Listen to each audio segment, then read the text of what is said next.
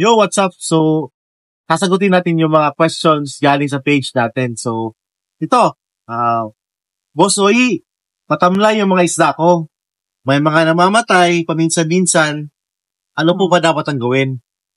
So, itong question na to, ito yung pinaka-common sa mga walk-in at saka sa mga nagtatanong online sa amin. So, ito yung 5 questions na guide ko.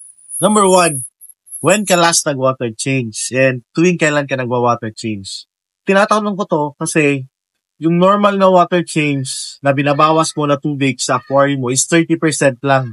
So, around 1/3 lang ng aquarium or 30%. Kasi kapag lumagpas ka ng 30%, medyo delikado yon in some cases, lalo na kapag newbie ka pa. So, maaaring magka-water shock yung isda mo or magka-pH shock. So, medyo delikado. Second is, yung frequency ng water change is dapat once a week. So, may iba na ginagawa once a month, once every 2 months, depende na yon. Pero, normally, once a week, 30% na water change. So, number 2, so gaano ba kalaki yung aquarium mo? And may filter ba? Yung size ng aquarium kasi natin is, dapat kasi tama yung number of pieces na nilalagay natin. So, dapat natin consider yon. And, yung filter kasi, yun kung gaano kalaki yung aquarium mo, may tamang size ng filter.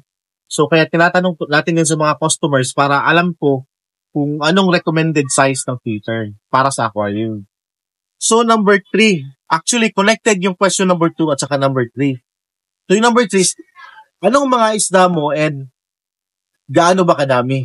Related kasi yung number of pieces mo sa gaano kalaki yung aquarium mo. So, for example, yung 15 gallon. So, mararecommend namin na number of goldfish sa 15 gallon is around 3 to 5 lang. Kapag medyo lumagpas ka na sa 5 pieces, naging 10 pieces na sa 15 gallon lang, medyo mas risky yun. So, isa pa, need natin malaman din kung anong klase mga isda na meron kayo sa aquarium kasi hindi lahat ng mga isda is compatible. So, for example, hindi natin pwede ilagay yung mga monster fish kasama ng mga goldfish kasi papatayin nila yung mga goldfish. Hindi mo naman pwede pagsama yung mga arowana at saka mga tetra kasi uubusin yung mga arowana yung mga tetra. So, kailangan natin malaman kung ano yung klase ng mga isda na pinaghalo-halo mo sa mga aquarium. So, number 4. So, kailan ka last nag-add ng mga isda?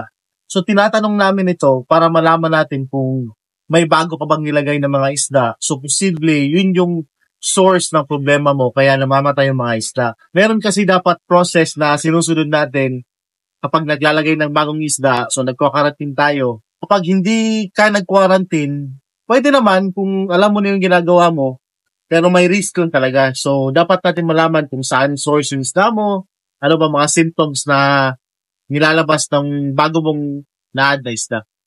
So, number 5, and last question. So, ilang beses ka nagpapakain sa isang araw and gaano kadami? I'm still surprised na may mga experienced aquarium keeper na hindi pa rin alam kung gaano kadami yung pinapakain dapat sa mga isda sa isang araw.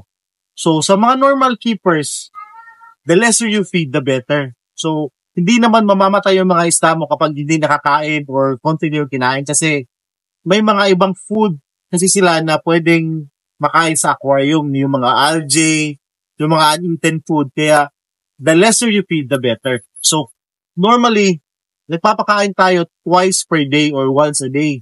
Pwede naman thrice or 5 times a day sa mga normal keepers, pero small, frequent feeding. Like I said, the less you feed, the better.